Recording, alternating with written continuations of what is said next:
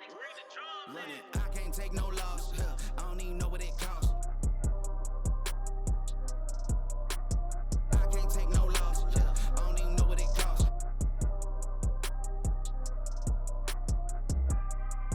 Welcome to the Mike B Project. No, bro, it's gonna flow right into it. Just Richie Rich live. What's going on? What's up, player? No, I just wanted to dude, tell everybody about you, man. You man of many hats, bro. Thanks for being here, man. And dude, tell everybody about yourself, bro. So my name's Richard Pena. I'm a local real estate agent here in San Antonio, Texas. I've been in the industries for a few years now. And like you mentioned, I'm trying my best to juggle many hats, teach, learn myself, and figure out everything else in between. Yeah, man. No, I met you at, obviously we do jujitsu together, man, and you always, ghost me, dude, on the math. No, I'm just messing. No, but dude, come to find out, you not only a realtor, dude, investor, again, do a bunch of stuff, man, and that's what kind of want to showcase this, man, because you do a lot, and that's why I just kind of want you to, a lot of people can resonate with people like you, man. You're a man of many hats, man, walks money, doing a bunch of stuff, Sure. So what, tell people like your niche. What do you? So predominantly, I work with a lot of new construction builders. I work with your everyday first time home buyers. Looking just to get their first property. A lot of move ups. Maybe they bought a property back in the day, build up some great equity, and either want to turn it into a rental or just get that secondary, maybe settle into a more of a forever home or something that they just are. You know, a little bit more happy with in terms of like maybe the family grew, they need more rooms, more square footage, want a different school district, whatever the case is like that. And then with a lot of military people PCSing in and out of San Antonio. Yeah, awesome. So with your investors, what is normally their path? Do they HELOC? Are they doing like the Bird method? Like what kind of investors are you dealing with? So within the past 2 years, I've had a lot of investors that were doing the Bird method. They actually were When rates were good, right? Yeah, when rates were good. Obviously, Sure. that's not the case right now. Can you still Burr? You can. Yeah, there's unicorns out there for sure. Yeah. But for the most part, it was a lot of investors doing cash out refinances on properties and using that liquid to just grow their portfolio or move from single family into multifamily. So different cases. What do you see now that the interest rates are up? Like what are investors doing right now? Are they still doing hard money type stuff? Are they still doing cashing out or? So you still have investors that maybe are a little bit newer to the game and may have not created that relationship with a private money lender. They still haven't met that rich uncle, so to speak, right? For sure. So they are still looking for hard money. Can you make a deal happen with hard money? Absolutely. You do have to just triple check your numbers or have a buddy check them for you too, especially if you don't feel as confident. But right now, what I'm seeing a lot is a lot of people swaying, at least from what I see, is a lot of them swaying from huge projects and going into more sub 2 deals where it might have been a buyer who bought at the peak of the market and needs to PCS out of the city and doesn't want to deal with property management or owning an additional property and assuming those 2020, 2021 rates and just taking over mortgage, quick cleanup, and finding the tenant or doing a wrap. For sure. Have you done a sub 2 deal? No, I haven't done a sub 2 deal. I'm in the hunt for it now. Same, I think man. I was mentioning to you, I wrapped up a pretty sizey project that gave me some gray hairs, long nights, stressful. So right now I'm just getting the refi done with that. Once I'm out of it, I'm gonna be I'll liquidate. And then I'm gonna start hunting for my sub awesome. 2. Yeah, can you explain to people about sub 2? Just your knowledge of it and stuff like that. Because again, there's a lot of people out there that are like, creative financing, what the heck, sub 2, assume, like what is that? Yeah. So I mean, in layman's terms, is to break it down Barney style. Essentially, what you're doing is you're assuming a property subject to your terms. Mm-hmm. Everything's negotiable. It's not really a black and white way to go about it. It's not going to be the same for everybody. And like I mentioned, there are a good group of people who have bought in the peak of the market, high, haven't built up enough equity yet in order to sell it traditionally. They're going to end up having to come to the closing table with money to get out of that property, and that's not the ideal case that you want, right?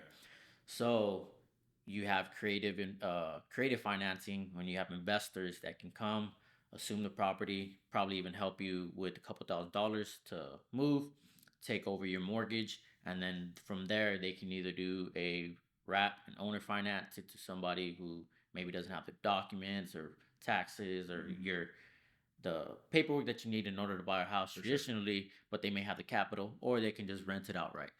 There's different routes for that. Yeah, no credentials needed or anything Yeah. like that, man. So that's awesome. That's another avenue that you can pursue properties and stuff. And that's kind of like the big thing right now. It's a lot of stuff that we do here at Lockwood, the creative financing stuff. You know, See, where doing you big have things. to, man. Yeah, you have to, because again, those interest rates are not favorable. Like I'm doing a couple of properties right now that I'm doing creative financing with. Yeah.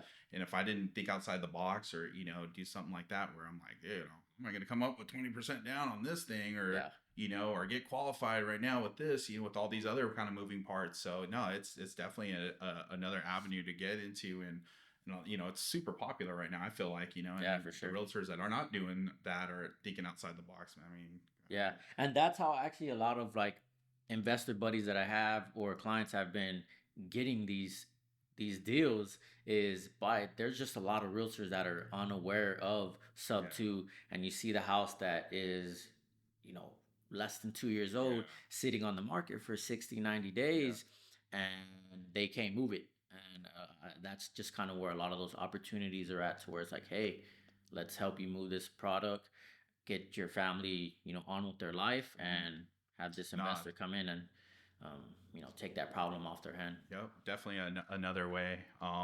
So have you done any like wholesaling or anything like that? So I'm actually wrapping up my first one. I normally swayed away from it just because I would take on the project myself. Yeah. But because like I said, man, a man of many hats, dude. You do a lot of shit, bro. Yeah. So that's cool. So like I usually like to take on the project myself. So I hadn't wholesaled, but like I was mentioning earlier, I'm wrapping up like a pretty sizey project that was just required a lot of time, and now I'm seeing opportunities with the way these sub two deals are working, and how little amount of time and energy they require. For sure, you know, for sure. versus getting in their working foundation, roof, electrical, Dude, pulling permits, getting your subbing out stuff, for sure. It's a nightmare. So I came into another project that was very similar, and I was almost gonna take it on. I was like, I'll add it to the portfolio, take it on, but I think I posted about it the other day. You know, there's just moments where I feel like you pick and choose your battles. Oh yeah, absolutely. And it's not always about ROI, but it's also about your return on time. Yeah, and I just feel like right now that's kind of where I'm at. Is being very cognizant of where I put my time towards, and I'm just gonna use that liquid. The clock, man. Yeah, controlling the clock as sure. best I can, right? Yeah. And using the liquid and chasing these sub twos. Wait. Where my renovation might be, you know, $300 cleanup or whatever, you know. For sure. Even though that wholesale deal's not done, can you talk about it a little bit? Can you elaborate? Can you explain to people like, hey, what is wholesaling? You know? Yeah. So, you know, for people who are interested in wholesaling, you don't need a license to do it. You don't need to be a realtor. You don't really need schooling. I think you can. I always say this term. You know, I'm a YouTube graduate. Hey, man. You know, I walked the stage from YouTube University. Yeah, there you go. But you know, having a great mentor is vital. Yep. So if you wanna get into wholesaling, link up with people that are already doing it. There's no reason to, you know, go down the hard path or try to reinvent the wheel. Yeah. Just see what someone else is doing. Ask them for mentorship. Implement your own sauce and implement your own approach, and you know, take off running with it. But wholesaling, I mean, essentially what you're doing is you're finding these properties that cannot sell traditionally to your everyday buyer, right? It's a rundown house probably been vacant for 20, 30 years. And you know that maybe that buyer that's using a VA loan, VA is not going to close on a property like that. Using an FHA loan, it's not going to close on that property. This property, you know, the roaches barely want to live in it. You know, they're rundown homes. So you have these investors that'll go and make a offer on the property, get it under contract, and then in that time period, they're hunting for that end buyer. Like where in my case, that was myself. I was the one, the end buyer, and taking on the project. They'll find the end buyer, put the spread on it, and make sure that it makes sense for them. Because if they want to be a successful wholesaler, they want to build that relationship with that investor. They don't want to be kicking this investor, you know, horrible deals, and that investor's never going to take them seriously. Absolutely. So make sure that it hits their goal, rather it be the 70% rule or whatever it is. And then they close on the property. You get your spread, you walk away, and you continue. So how does that go at closing when you wholesale a property? I know about it, but I've never done it. Like, you know, I've heard the term like double close on it, or you know, how do you close on a property? You have the contract, right? It's yours, but you're essentially selling it off to somebody else. Yeah, you're right? assigning the rights. You're assigning the rights up to the contract to that end buyer. Not every title company is gonna be able to close on that. So make sure you vet your title company that either has experience in it. And like me, I'm a big component, or I'm a big advocate for let people do their role. Don't try to like stick your hands in it too much. Stay in your lane. So hey, like if that escrow officer has experience on closing these wholesale deals and has multiple under their belt, hey, give them a shot. If it works, great. If not, like I mentioned earlier, find that mentor that is going to be able to answer those questions for you. Are you going to have to pay that mentor? Maybe, you know what I mean? You got to pay to play kind of thing, you know? Sure. But yeah. That's what's up, man. That's awesome. Like I said, you're doing a lot, and totally, you know, again, you're thinking outside the box, you know, when, you know, a lot of the questions I get asked, you know, being a realtor, like, are you slow right now? Or how's business? You know, the market's not, you know, obviously San Antonio is a different breed, but I'm like, no, I stay busy, man. I cannot, you know, have a day off. I mean, obviously you can always, you know, make your schedule, but like, you know, you want to make money, you're working, man. And it's like, dude, my phone never stops going off, the emails and stuff. I mean, it's a you know, a good blessing for sure. But, you know, again, looking at different avenues, people like yourself that are doing different things that are like, oh man, that little bucket's dried up. So let me get into something else, you know? And, you know, I think a lot of that comes to like our backgrounds, because you have a military background, I have a military background, I have a public service background. And I guess that work ethic was just installed, you know, like from the very get-go. Do you think the militaries have any kind of influence on, you know, your work ethic now, the salesperson that you are, you know, the customer service that you provide, and, you know, just your regular people skills? Yeah, so I think it definitely had a big influence on it, right? For one, I think discipline's like a huge thing. Do you necessarily need the military or do you necessarily need the military background to be successful in real estate? 100% no. But it's a good background to have, right? Absolutely. Regardless what you did, you know, what MOS you were, whatever the case is. I think just having structure, discipline, being able to follow orders, you know, work with others in real estate. What are we doing? It's not, the realtor's not leading the show the whole time. You got your realtor, you got your lenders, you got your contractors, your inspectors. Yeah, your chain of command for sure. Your hierarchy. You got people to, you know, work these deals with you. So I think it's good in terms of like, you know, having your team, your platoon, so to speak, right? Sure. Your company, so to speak. So I think what branch? I was in the Marine Corps. Yeah, definitely. Yeah, I was in the Marine Corps. Hollywood. Hollywood. Yeah. So, yeah, I think it's super important, and it's probably why I find my niche, like you asked earlier, I find my niche working with, you know, veterans, PCSing people, because, man, like it's a shocking thing to see in this industry on how many veterans miss up on using their VA loan. Like, or don't even know about it. Don't even know about it. What's the percentage? I thought it was like 44% or something crazy. It's a crazy number. It's a crazy number. It's changed, but I think it might be higher than that. Okay. It's I actually when I was trying to get my first home, I almost just went with the FHA loan. The first guy I was talking to, and I was like, oh yeah, you know, like I just got out, and you know, I'm looking for a home, and the guy was like, okay, well, you know, like, I mean, you don't necessarily have to use a VA loan. And I ended up going under contract on an FHA loan. Your realtor guided you not to use it? Guided me not to use it. And I was one of those clients. I backed out before closing. And at the time, I was working for the post office, and it was like a commute thing. I was like, man, this is just too far or Got it. whatever.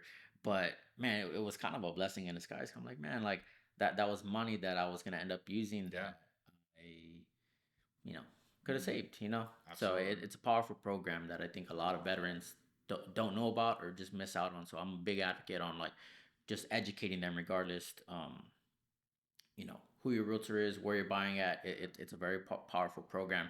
And since you're in investments, I like talking about investments. A lot of these a lot of these veterans don't know that you can use this for multifamily. Dude, If I I'm glad if you if brought that I up, man. if I'm I glad you only brought that up, dude. if I only knew about it, Same. if I can just Yep.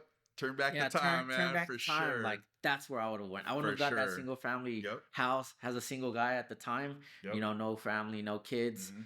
I would have 100% used that VA loan to lock up some form of multifamily. But Was it now one I can up to 4 units, right? up to 4 Yeah, you units. can Yeah, yeah, 1 to 4. dude, it's crazy. Yeah. Buy 4 units with no money down, dude. Yep. That's crazy. What's awesome. And then as an investor, things change. Yep. So how long you have to live in it? What is a year, and then you could refinance out of it? Yep. Get a tenant in there. Yep. Now you have a fully rented out property. Yeah. And if I could ideally do it again, 4-plex, move out, 3-plex, live in Yep. it, move out, 2-plex, live in it, move out, get the single family home, dude. and then all that zero. Yep. I know, dude. That's what a game plan, man. I didn't know that either. I did the single family and stuff. My primary here was VA, but refinanced it out of that, and so VA's, obviously you can use it more than once For sure. But again, a lot of Which is another thing that a lot of veterans don't know. yeah, They don't know. and also you can use it at the same time, Yep. right? I'm doing one right now. Yeah, so I'd like to get into that. So I got a family that I'm working with right now, 100% disabled veteran. And as we know, listings are moving a little bit Yeah. slower, right? They're not flying off the market like it was, just a while ago. So I talked to him, and I'm like, hey, maybe instead of listing this property, let's make you an investor. You have plenty enough entitlement, and let's get your first rental property going. So we just recently found a tenant for them.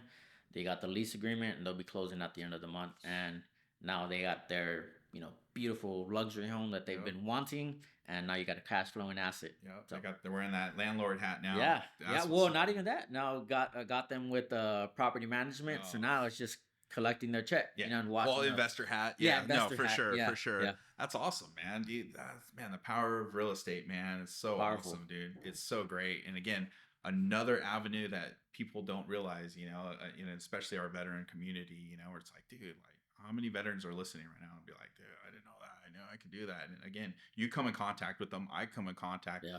and it's like, dude, like, yeah. And again, it's a powerful tool for sure. So, man, you're with what brokerage you with? So right now I'm with Real Broker. Okay. Yeah. How you liking that? Man, I love it. Okay. I love it. Talk to me about it, because I hear a lot of, again, man, for me, like I wanted to get into this because one of the things for me was, finding that brokerage that fit my, style or Yeah. whatnot. And when I started, almost 4 years ago as an agent, Yeah.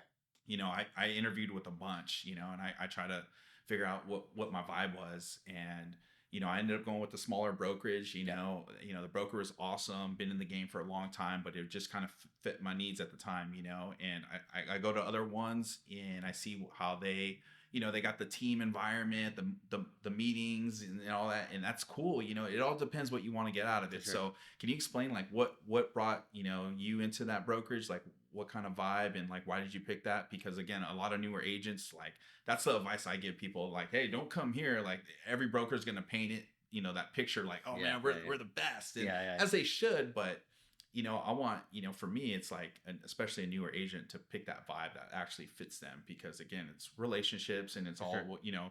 again, there comes in all the other play training, mentorship, office fees, splits, all Yeah. that. But, can you explain to people why'd you pick that brokerage? So there's a variety of reasons why I picked it, but for new agents trying to come into the industry, I think a big thing they need to understand is regardless what brokerage they're at, or what brokerage they want to be at, I think they need to, take into account that your biggest reason for success aside from the brokerage is going to be you. I think 1,000%. I think a successful agent is going to be successful regardless of where he goes. Yeah. Now, can the level of success change, or the camaraderie he finds at that brokerage, or tools, resources, coaching, assistance, delegate, um, resources there to delegate certain For sure. tasks, can that change? For sure. But if you're thinking that a brokerage is going to make you successful, I think you have it very, mistaken. sure. It's going to be 100% relying on you to Yep. be successful, regardless of what brokerage. When I got into the industry, I was with another brokerage, great kind of household name. Okay. Global name. Got it. Some, I'm sure you can Okay. think of a couple. And it was great. I was new to the industry at that point. I got connected with my mentor and team lead at the time, and that's where we were. We were doing great there, but the conversation just kind of started. We wanted some more like energy in the office. We just felt like it was a little bit dated, a little bit big fish, little pond. Yeah, I got it. In a sense, For sure. So we just wanted more of a culture that was just, people constantly Yeah. there. It's something about being in I guess to relate it to jiu-jitsu, Yeah. it's something about being in the gym, Yeah. and everyone's just beating you up, and Yep. you're like, man, let's go. What's like, up? Yeah. yeah, you- like you it's feed off just, of that. you're for feeding sure. off, like it's just, Yeah. it's forcing you to Mhm. level up, and you see people just constantly striving to grow. Yep. So, and then another thing was, we talked about, I was like, man, it would be nice to have some type of ownership, not just, in real estate, we always talk about, why would you rent when you can own? Yeah. Well, I kind of, it was kind of the same thought process, Got it. like, hey, Yeah. it would be nice to own portions of the brokerage, portions of, at the time, we didn't even know about the title company, and now that's the case. Mhm. So ownership was a big thing. Tech was Mhm. another big thing. Agent attraction was another big thing. Rev share, passive income, Yeah.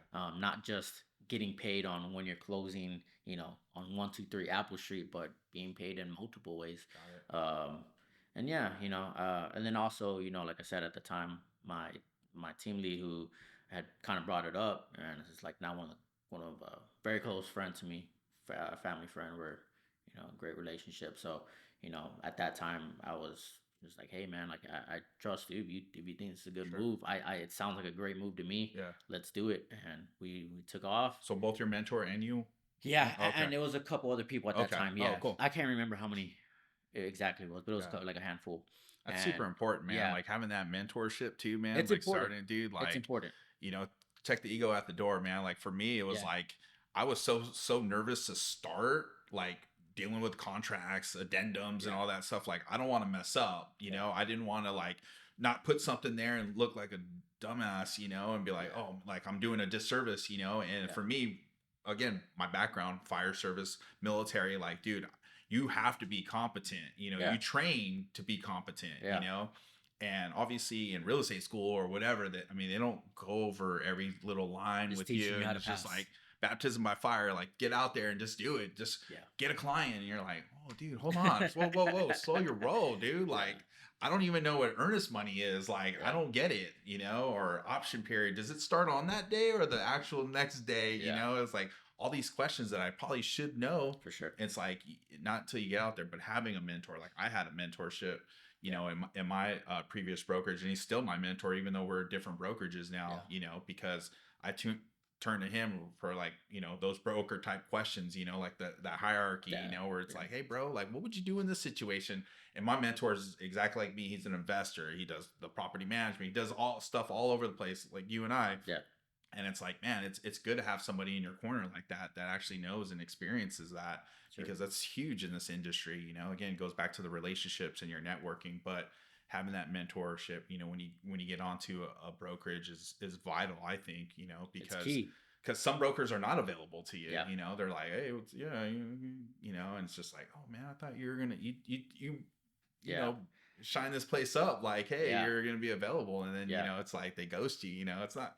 I wouldn't say that, but you know, it's Yeah, very maybe hard they to get got their hold own of. projects going on, for or it sure. might be a brokerage that caters more towards experienced agents. Yeah. You know what I mean? It may not be a place to associate yourself if you're Yeah. right out of champions, maybe never been Yeah. in sales, introverted, kind of like I Yeah. was. You It- introvert? Man, Nah, believe it or not, at the for time, real? like it wasn't like like No, oh, I'm yeah, for nervous to sure. talk, but it Yeah. was just more of like I'm just a quiet guy, Yeah, reserved. chill. But Yeah. in this industry, it changes you. You got to talk. If you Yeah. ain't talking, you ain't Oh, closing dude, deals. my wife hates me, So, bro. When we go to yeah. family functions or something, hey, Mike, with real estate. Because before it used to be like, hey, Mike, how's the fire? You know, Yeah.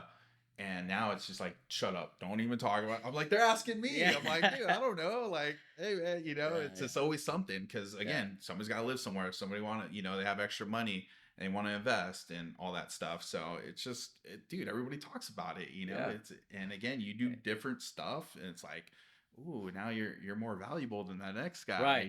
You bring Right. more, you know, resources. Yeah. Oh, You know firsthand. yeah, for So. sure.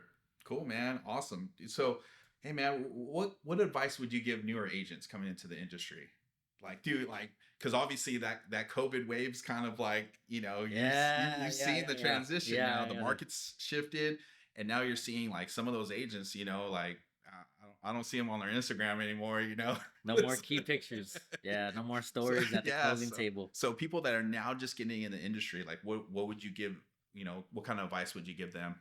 Man, I think I can go on for days with that. I know, There's just but so much to unload. I think some of the most important things is whatever you're doing right now before you make that transition, work your sphere of influence. Start building those cultivating those relationships now. You came from the fire department. I came from and the military. Yeah. I came from the PO and the military. I think you need to cultivate that work. That's going to be your and family or friends. You know what I mean, right? Some might not work with you. Yeah. It is what it is. Yeah. I've experienced it. It is what it is. But work that network. For sure. As you get out of school, find somebody you align with.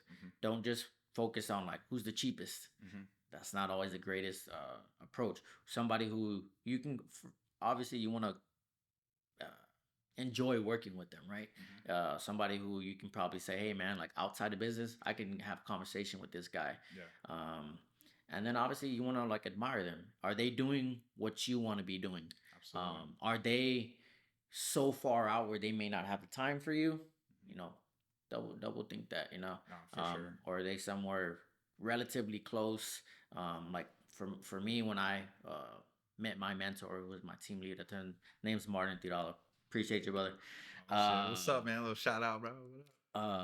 You know, I met him at the time, and you know, it was a young guy, relatively same age, same you know, grew up same area, and you know, it's like, hey man, like this was not the guy that I expected, like some older guy, CEO kind of look. You know, this is a guy I feel like, man, I can kind of relate to, humble man, and things just worked out. And you know, now you know I've grown and doing my own thing, and so yeah. So I say mentorship, cultivate your sphere of influence right now. Sure. That's big. And find your tribe as soon as you get in the industry. And what I mean by finding your tribe is everybody who you're gonna need.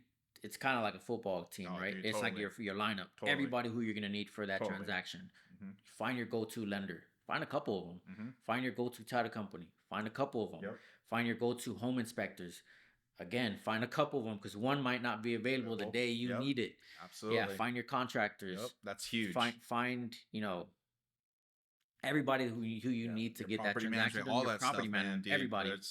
So find your huge. team, find your mentor or mentors, and cultivate the sphere of influence that you have right now. That's awesome because what are the most, you know, clients would be like, hey, you got a guy for this, or you got, and then they're gonna hit up Rich and be like, oh yeah, I got a guy, you know. Yeah, and you become that resource. Yeah. Like now has a root to everybody. Like, oh, this guy has to know everybody. Yeah, he knows. Yeah, it's great, man. But at the same time, you're like, oh, you know, you gotta, you know, spread the love for sure. But yeah, no, that's awesome, man, because that's super important, you know. And I'm big. Like I tell newer agents myself, everything you just said, man, that's so key. And then keep learning, you know, the training. Like, I was saying, man, University, I always like saying, you know, I got the white belt mentality. It's like, man, sure. I constantly show up to class, just be quiet, try my best to understand this strategy, this contract, this, Yeah. whatever, Yeah. and learn. I'm super weird like that, man. Dude, because I'm like so passionate about real estate that I just book podcast or seminars, Yeah. meetups. We were So I at the tell you. Pace meetup, dude, and just like-minded individuals. Like, your network is your net worth, type of thing. And it's like, man, 100%. it's for sure, especially in this industry, like hanging around these like-minded individuals. And it's like, man, I have my friends and stuff, but man, if I feel like we're not talking about real estate, like I just get a little, or jujitsu, it's like, oh man, like, oh dude, like I'm not that boring guy now, but I have no idea what happened with the Spurs, or, you know what I mean? It's, for sure, for sure. Like I was a big sports guy, and like, dude, I've not kept up with anything. Like, it's consumed you. dude, totally 1,000%, man. So no, that's awesome, bro. But man, lastly, man, and this is like a key thing, and this is why I ask a lot of people, dude, like being in this industry, having your own business, having your own brand, like what is your why? Why do you do this? Man, my why. So your why, I feel like that question gets thrown around a lot, right? Just like a common phrase. But for me, my why is my family, my friends, and being able to open the doors for those who may have never been able to put themselves in a position because they just never met anybody, you know, like them, who, succeeded in a way maybe their family would have never thought, right? You know, me, you know, blue collar family, don't come from a silver spoon, the whole sob story like everybody else. But I feel that every time I pray, man, I have a saying that goes, God bless me so that way I can bless others. Yep. And I feel like that's a big portion of my why, is because, man, like when you get to educate somebody else and show them like, hey, this is what I know. This can literally change your family's life generationally. Passionate about it, man. I'm passionate about it. I want them to, like take it super seriously. And of course, changing my own family's life, being able to do things that seemed, unimaginable. It seemed like, like how are they getting like I never even thought about like owning a property, let alone owning a portfolio, owning multiple doors, and being able to guide people through that. Man, it's such an amazing feeling. Like, people don't understand. Like when I get to the closing table, regardless of if it's with an investor that it's just another door, but or if it's with your first time home buyer, man, it's so exciting. Sometimes I forget it's not even my house. It's it's for a completely different person. I'm like, man, for sure, you get those like amazing stories that that single mom who saved up money, was working through school, progressed in her career, and first generation citizen becoming a homeowner. Man, that's powerful. Yeah, for that's sure. Powerful. That's awesome. So I would say that's my why. Is being able to give back to my family, others, and No, it's definitely an amazing feeling, man. Like it's definitely something. Again, being in where I came from, the fire service and stuff like that, you had to be competent. You're supposed to be at the top of your game. Yeah. And I feel like in real estate, again, it's like we pride ourselves individually on being competent and being at the top of our game, where some might just be like, they're in it for the money and you see right through them. And those people might not be in the industry anymore. But again, how passionate you are and being able to have that, like, hey, I'm paying it forward, and it's not about, when we go show a house, it's not like, oh, how much commission, you're doing the math in your head. It's like, how can I help these people get to their goal? And I'm assertive that I'm the vessel for these people to get to their goal, and again, have all those great feelings and achievements and stuff. I mean, there's something to be said about that, man. And that's amazing, bro, because you don't hear that too often, man. Some people are like, oh yeah, I like helping people, but it's like, I like the Gucci belts. No, dude, it's like, do you see right through them? Oh man, they only gave me 2% on this one, it's like, okay, man, I'm like, well, did you accomplish the goal? Did you help your people? Again, and that's what it's all about at the end of the day, bro. Like, that's awesome. That's super special, man. And dude, I don't know, bro. That's dude, you're doing a lot of stuff, man. A lot of good stuff, man. God's work, bro. So awesome, man. Well, thanks for being here, bro. Appreciate you, And man. man, good shit, bro. Cool, man. Yeah. I can't take no